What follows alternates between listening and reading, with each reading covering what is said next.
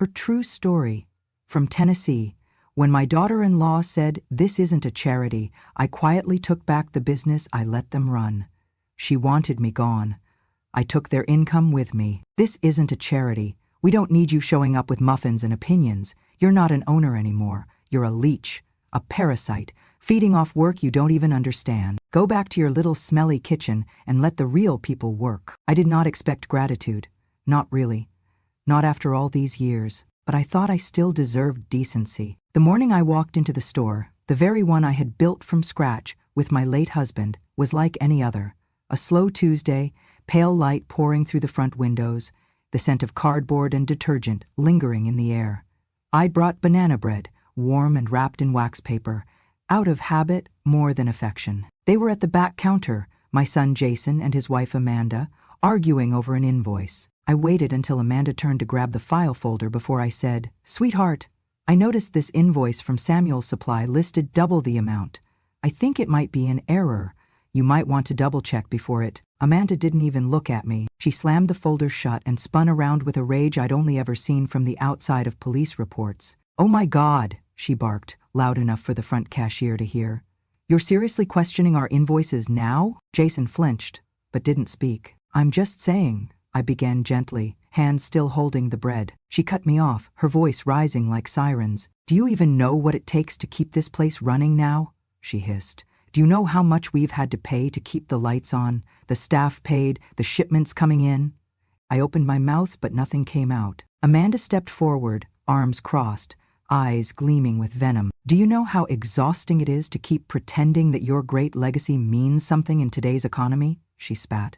"You think because you sold light bulbs in 1983 that you know how to run a business in 2024? Silence fell like a curtain. Jason looked down. The cashier stopped typing. I felt the banana bread grow heavy in my hands. Amanda wasn't done. "This isn't a charity, Margaret," she snapped with a theatrical wave of her arms. "We don't need you showing up with muffins and opinions.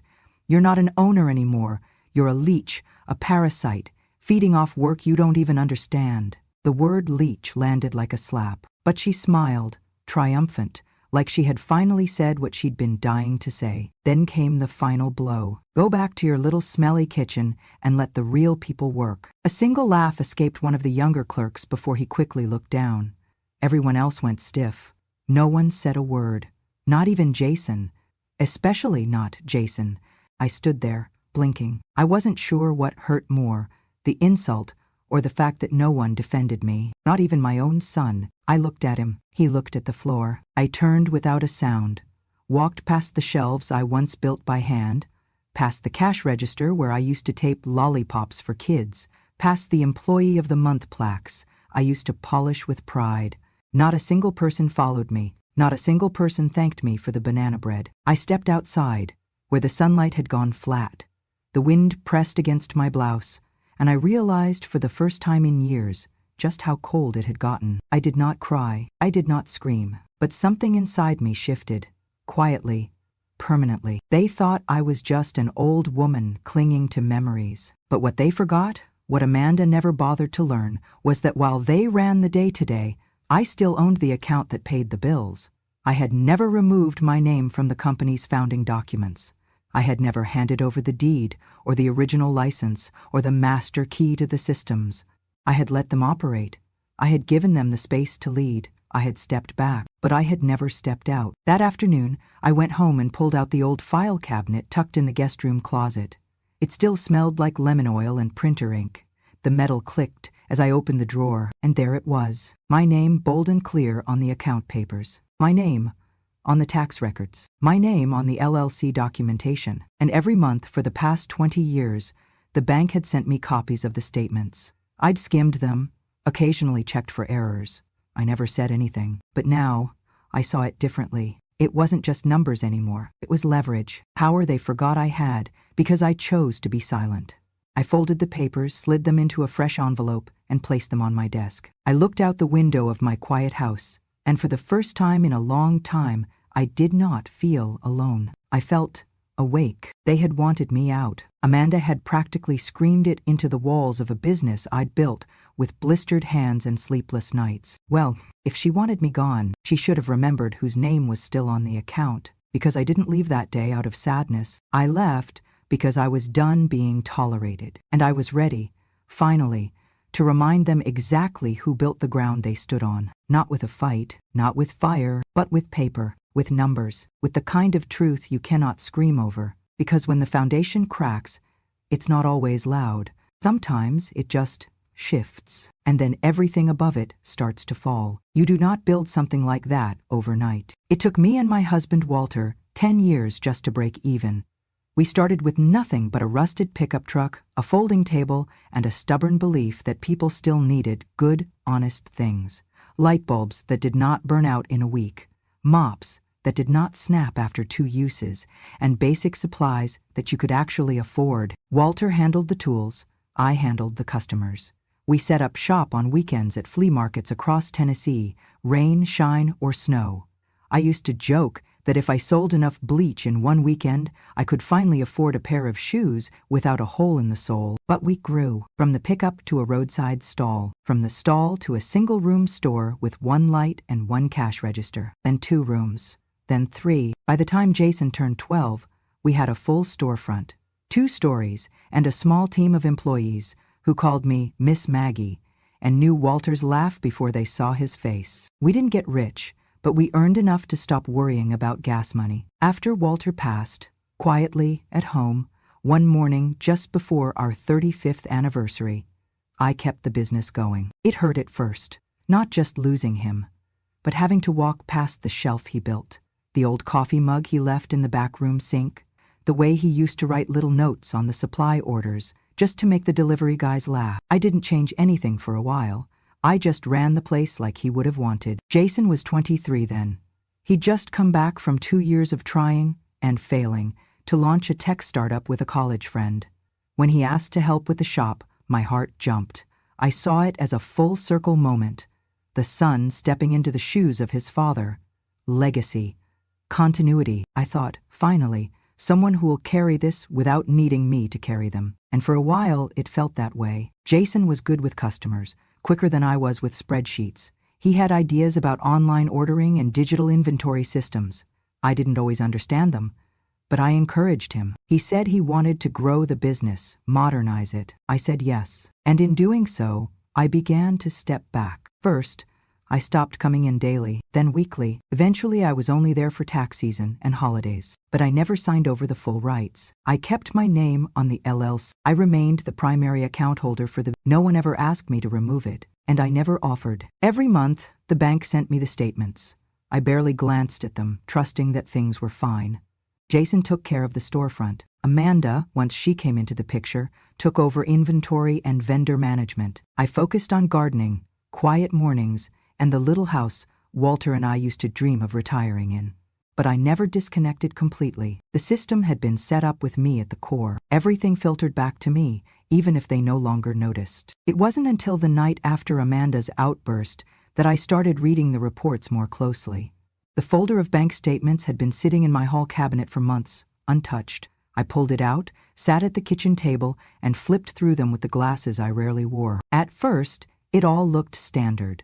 Supply orders, payroll, utilities. Then I noticed something. A weekly withdrawal, always the same amount, always labeled Operations Float, but with no corresponding receipt or explanation. I checked back through the previous months. It was consistent, every Thursday. Sometimes split into 2 entries, sometimes pulled at once. Thousands of dollars. Gone. I checked the vendor statements next. Invoices paid to companies I had never heard of. Shell names. Vague descriptions like specialty logistics or customer optimization. They sounded like real businesses, but they were not on our original supplier list. I dug deeper, traced routing numbers, cross-referenced the amounts, and that's when I felt it. Not anger, not yet, but a slow, cold confirmation. Someone was bleeding the business, not just skimming off the top, but doing it through deliberate, coordinated entries. And I had let it happen. Because I trusted them, because I believed that blood wouldn't betray. But blood does not protect you from entitlement. Legacy does not guarantee respect.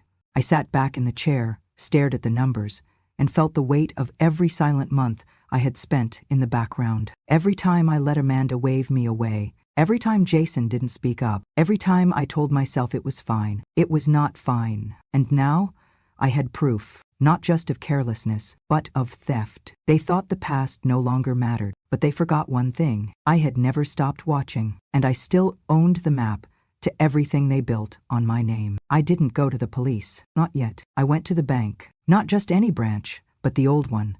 The one on Maple Avenue with the green carpet and the bell above the door that chimed like it belonged in a diner. It felt strange walking back in there. The last time I'd been inside that building, I was helping Walter co-sign a loan for our first delivery truck. The teller was maybe 20 then, all nerves and dimples. Now he ran the place. "Martin Lyles," I said, stepping up to the front desk. "You still owe me $500. He looked up, blinked, then let out a slow, stunned laugh. "Margaret Adams," he said, shaking his head. "I'd know that voice anywhere." "You borrowed from petty cash during a plumbing emergency," I said, raising an eyebrow. "You promised to pay it back with blueberry pie." He grinned, eyes sparkling. "I remember. You brought pie and a wrench. That's why I still have a job." We sat down in his office, the blinds drawn, a cup of hot tea between us. I showed him the records, the duplicate transactions, the withdrawals labeled float with no corresponding deposits. Martin leaned back, lips pursed. "This isn't just careless bookkeeping," he said. "This is structured, intentionally layered. It's not large enough to trigger federal red flags, but it's consistent. Too consistent." He tapped a few keys, then turned his screen toward me. "There's a second account," he said. "Opened under the business name, but with a different EIN. Same business address, different registration. It was added 6 months ago. Guess whose name's on the contact info?" He didn't need to say it. "Amanda. She had set up a shadow account." I nodded, jaw tight. "She's been funneling cash out, probably off the book sales or inventory overcharges. I've seen shell vendor names that don't match with any approved supplier. They're laundering small amounts, just enough to keep under the radar." Martin looked at me, sympathy and quiet admiration blending on his face. "You want to flag it?" he asked. "Freeze it?" "Not yet," I said. "Not until I understand the full scope. Because if I moved too early, she'd cover her tracks, erase the invoices, spin the story, and I wasn't interested in vengeance. I wanted the truth, documented. So I went back to work, not in the store, but in the records. I traced payments made to a L&J distribution, supposedly based in Chattanooga. When I called the listed number, it went straight to voicemail. I searched the registration, found nothing but a P.O. box and a defunct website. Another invoice went to Bright West Marketing, which claimed to manage the store's social media campaigns. Funny thing was, the store barely had a Facebook page, and Amanda had always dismissed digital marketing as wasteful. That's when the pieces started falling into place. She was laundering money, hiding small amounts through ghost vendors, possibly run by friends or family. And Jason? Either he was blind, or he was pretending to be. I printed everything, dated it, annotated each payment trail. I built a case like I'd once built inventory systems. Slow, careful, undeniable. It hurt, not just because of the fraud, but because I saw it coming. I saw the way Amanda changed once she realized Jason had control. I saw the way she scanned the employee handbook like a hawk, then rewrote it to remove holiday bonuses. I saw how she cut hours for the oldest staff first. I saw it all, and I had stayed quiet, thinking I was being generous, letting them find their way. But silence, I realized, is not always kindness. Sometimes it's complicity. One afternoon, I followed Amanda's car. She drove to a quiet strip mall 2 towns over, parked in front of a boutique I didn't recognize. She went inside, stayed 10 minutes, came out with a small envelope. I waited. Then I went inside. The woman behind the counter smiled. "Can I help you?" "Yes," I said, tapping the receipt printer. "Can I see your vendor log for Bright West Marketing?" She froze. "I'm sorry?" I smiled, soft but steady. "Don't worry. You won't get in trouble. I just need to confirm whether it's a real business, or just a name your friend uses when she needs to move cash." The woman didn't answer, but her eyes did. That night, I sat on the porch with the file folder in my lap, and the wind pressing against the screen door. It wasn't rage that filled me. It was resolve. I didn't need to yell. I didn't need to shame them publicly. I just needed to finish building the truth. Because what Amanda had built was a house of cards, and I had found the breeze. The first person I called wasn't the IRS. It was Evelyn. She used to come into the store every other Thursday, years ago, always dressed in a navy blue pantsuit, always with a folder tucked under her arm. We sold her printer cartridges and filing cabinets. She told me once that she admired how I did business, quietly, cleanly, no drama. Back then, she was a junior attorney at a local firm. Now, she ran her own practice. I still had her card, tucked in a Rolodex on my hallway shelf. Evelyn Martinson, speaking. Still keeping people out of jail? I asked. A pause. Then laughter. Margaret? Margaret Adams?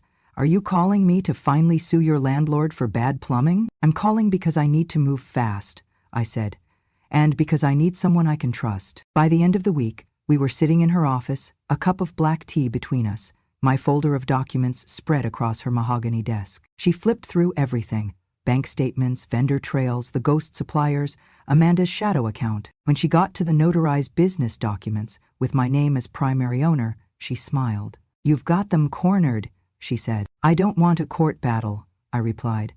I just want to take back what I built. She nodded. Then, here's what we'll do. We spent 2 hours drawing up a plan. Step 1, freeze the shadow account. Evelyn filed a notice through the bank's legal department, citing misuse of business identity and unauthorized financial activity under the parent entity. Martin, the branch manager, made the call himself. Step 2, pull the operating capital. I withdrew every cent from the primary business account, $68,400 in total, and transferred it to a protected trust account under my name. It was clean, legal. I owned the company. I was simply reclaiming funds. Step 3, issue a formal demand for independent audit. Evelyn drafted the letter with surgical precision. We sent it by registered mail, email, and, just for old-fashioned flavor, fax. Step 4, alert the Tennessee Department of Revenue to potential tax discrepancies tied to the shadow vendor trail. We didn't accuse. We simply pointed out inconsistencies. That's all it took to raise a red flag. By Tuesday, the trap was set. I went back home, poured myself a glass of sweet tea, and waited. It didn't take long. The phone rang at 7:42 p.m. Caller ID, Amanda. I let it ring twice before picking up. She didn't even say hello. What the hell did you do? She screamed, voice shrill, panic barely hidden beneath the rage. The accounts are frozen. We can't pay suppliers. What are you playing at? I sipped my tea. I'm not playing, Amanda, I'm cleaning. This is illegal, she hissed. You can't just take our money. This is our company. I smiled. No, Amanda, it's my company. You borrowed it. You used it. You disrespected it. But you never owned it. Silence. Then she snapped. We've worked for years on this. Jason has poured his life into it. You think you can just walk in and destroy everything? I set the glass down gently. I didn't destroy anything, I said. You did. I just pulled back the curtain. If there's nothing behind it but smoke and mirrors, that's on you. Her voice trembled now. You can't do this to us. You already did it to yourselves, I said, then ended the call. I sat there a moment longer, listening to the hum of the fridge, the rustle of wind against the shutters. For the first time in years, I felt unburdened, not triumphant, not cruel, just clean. The kind of clean you only get after scrubbing something for hours, knowing it will never be perfect, but at least now, it is yours again. That night I folded Evelyn's letter into an envelope, sealed it, and wrote 2 words across the front in cursive: return claim. And with that, I reclaimed not just my business, but my name, my voice, and the dignity Amanda thought I had traded for silence. She was wrong. I had not traded anything. I had simply waited. And now, the waiting was over. You can always tell when a business is dying, not by the numbers, but by the silence. The hum of printers slows, the break room becomes quieter, people walk a little faster, speak a little softer, avoid eye contact in hallways. They stop putting pictures on their desks. They stop refilling the candy jar. By Thursday, the cashier Shelley called in sick. On Friday, one of the stock boys texted Jason, "Are we getting paid this week? My rent's due." No answer. Vendors started calling. Emails bounced back from Amanda's inbox, which had mysteriously gone offline. The store's Instagram page went from new arrivals to account not found. I heard from Martin again. They missed their loan payment, he said.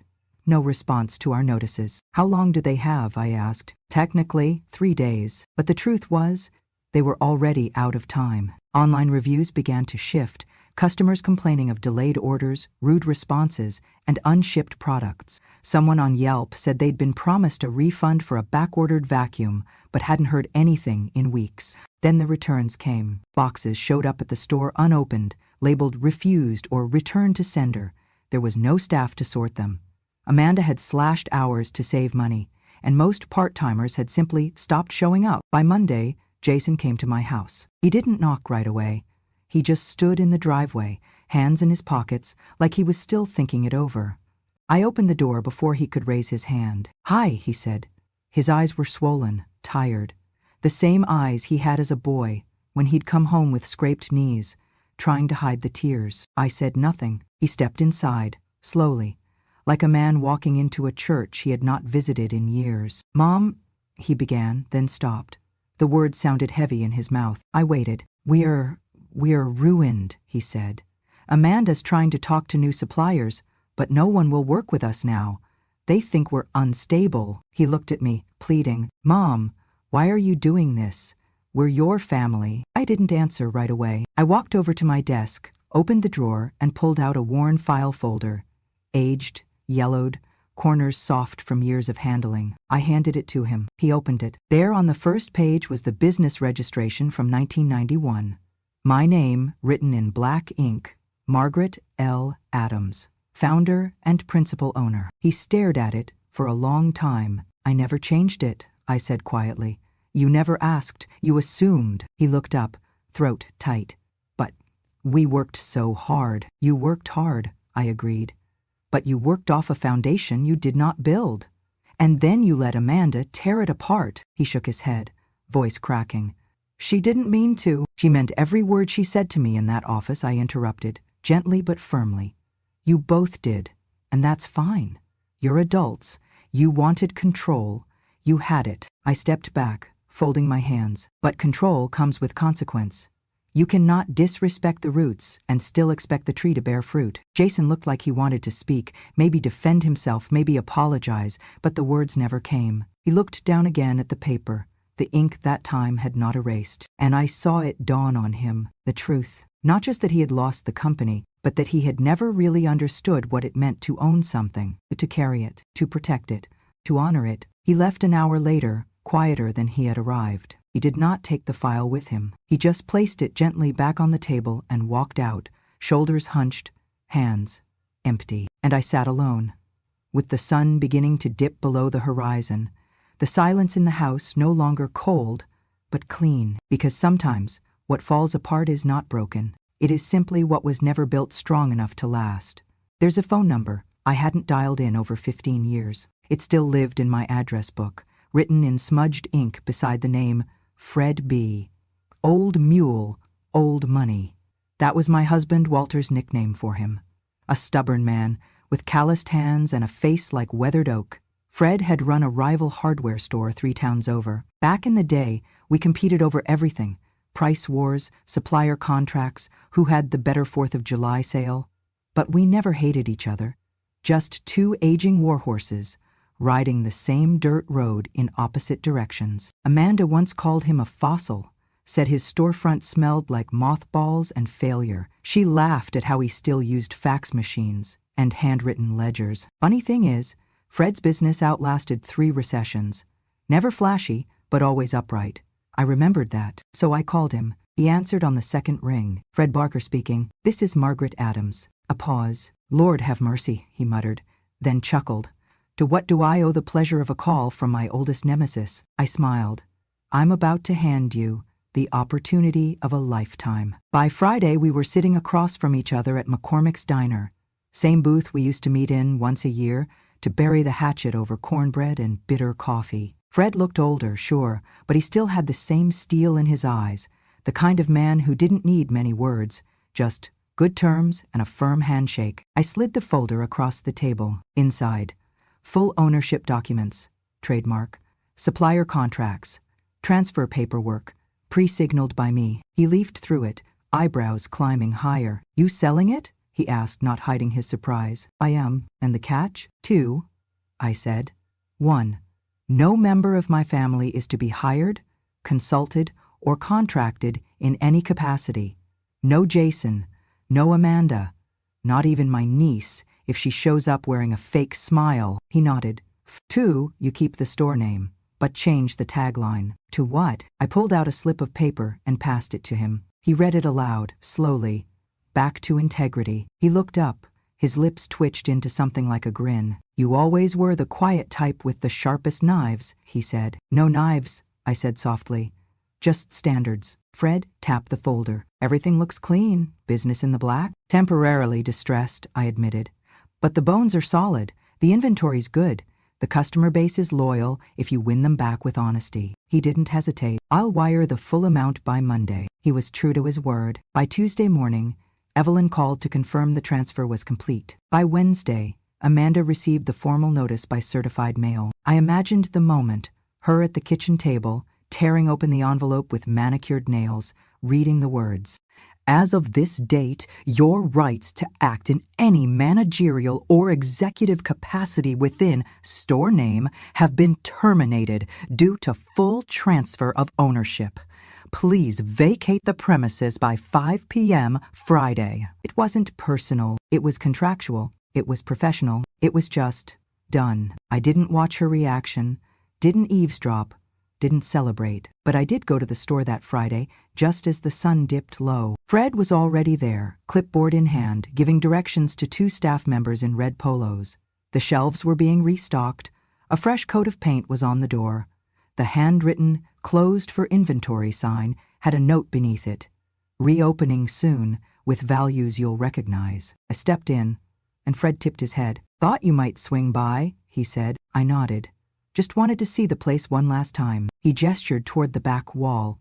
A new placard was already being mounted beside the registers. It read, Margaret's Corner, for the woman who built this with her bare hands and her unshakable spine. I stared at it, unable to speak. Fred looked down at his clipboard, clearing his throat, like he hadn't just honored me more than my own family ever had. I figured customers ought to know where it all started, he said. I blinked, swallowing something I hadn't expected. Thank you, I said. He nodded. Thank you for keeping the lights on, for knowing when to pass the torch before it burned the whole thing down. I left quietly, with the sun behind me and no one calling my name. But that night, as I sat on my porch, with the crickets singing and my tea just warm enough to hold, I realized something. Amanda had wanted me gone, and now she was, not by cruelty, not by vengeance, but by the same quiet hand that once built every shelf in that store. The hand that now passed the key to someone who still believed in keeping promises, counting every dollar, and never, ever, biting the hand that built the ladder. Fred would do just fine, and as for me, I had already begun building something else, something slower, softer, mine. Because the truth is, it was never about punishing them. It was about preserving what mattered, and handing it off, not to blood, but to integrity. The quiet came like a bomb. After everything, I settled into the old house on Sycamore Lane, the one Walter and I bought when we were still dreaming, when we thought retirement meant gardening, not lawsuits and account ledgers. It was a small place. 2 bedrooms, squeaky floors, the scent of cedar in the closets. But it had a porch with a view of the hills and a kitchen that caught the morning sun just right. And most importantly, it had peace. I spent my mornings tending tomatoes, my afternoons reading the paper, and my evenings listening to the radio while patching up old quilts. It was the kind of life I used to think I had to earn, with decades of noise and sacrifice. Now I realized it had been waiting for me the whole time. I just had to claim it. Fred's version of the store found its footing quickly. Word spread that the old soul was back, even if not in person. Customers returned, not for sales or gimmicks, but for something harder to find these days. They said it was the same feeling they used to get when I ran things. That mattered to me more than any profit margin. One morning I was trimming herbs near the back fence when my neighbor walked over, phone in hand. You see the news yet, Maggie? I shook my head, wiping my hands on my apron. She turned the screen toward me. Local news headline, center of the page. Long-time family business transferred amid allegations of financial misconduct. No names were mentioned. No direct accusation, just enough detail for anyone who had ever shopped there to connect the dots. The photo accompanying it showed the storefront, fresh paint, new sign, under Fred's management. But the comments told the real story. I always wondered what happened to the woman who built that place. Heard the daughter-in-law was cooking more than just the books. Good to see integrity back behind the counter. I didn't gloat, but I also didn't look away. Because sometimes, the dignity we protect in silence gets its voice from the world later, on its own terms. A few weeks later, I heard through Evelyn that Amanda had been flagged in a preliminary audit. 3 years of inconsistent filings, questionable deductions, unreported cash transfers. She might get hit with back taxes, Evelyn said. Possibly worse if she fights it. I didn't ask for details. I didn't need to. There was nothing more for me to do. No more fixing, no more forgiving, no more explaining. The truth had spoken, quietly, and I had moved on. Because dignity, I learned, is not something someone else can take from you. It's something you choose not to give away, even when they're shouting, even when they think you've lost. And sometimes, the most expensive thing you ever own is your self-respect. I sat on my porch that evening, sipping tea, listening to the wind rustle through the trees, and thought, they tried to shame me for sitting still. But stillness isn't weakness. Sometimes, it's the final, firmest stand. It was a warm Sunday evening when she asked me. Lena, my neighbor's daughter, no more than 22, sat on the edge of my porch with her knees pulled to her chest and curiosity in her eyes. You were the one who used to run that store, right? She asked, squinting toward the horizon. I nodded, folding my newspaper. My mom said you started it with your husband, that it was a real family place. It was, I said. Until it wasn't. She hesitated, biting her lip. Do you miss it? The business, I mean. I smiled, slow and soft. I miss the people, the conversations, the feeling of being needed. But I don't miss the noise, the kind that comes from folks who don't understand what you've built, but still feel entitled to tear it down. Lena tilted her head. It's just, you don't seem bitter. After everything. Bitterness is heavy, I said. It rots the container it lives in. I've carried enough in my life. I'm not about to let someone else's pride weigh me down. She was quiet for a moment. Then I told her what no one ever told me when I was her age. People think old age makes you fragile, but it doesn't. It makes you sharper. It makes you remember. Remember what? Everything, I said. Who helped, who watched, who smiled while cutting deep. We're not weak, Lena. We're just quiet longer. But when we speak, we don't forget the truth. Later that night after she left, I went inside and pulled open the drawer in my writing desk. Inside was the final contract, the sale agreement with Fred. My name still sat at the top of the page, in bold. Below it, signatures and terms. My conditions clearly written, my boundaries respected. I ran my hand over the paper once, then folded it neatly and slid it back into the envelope. There was no bitterness, just closure. These days, my evenings are filled with softer sounds. The rustle of trees, the slow shuffle of pages in a book, the distant murmur of a baseball game on the radio. No yelling, no slammed doors, no one calling me a burden. There's peace. And when I pass the mirror in the hallway, I sometimes see the woman I used to be, the one who stayed quiet, who excused disrespect, who thought survival meant shrinking. I nod at her.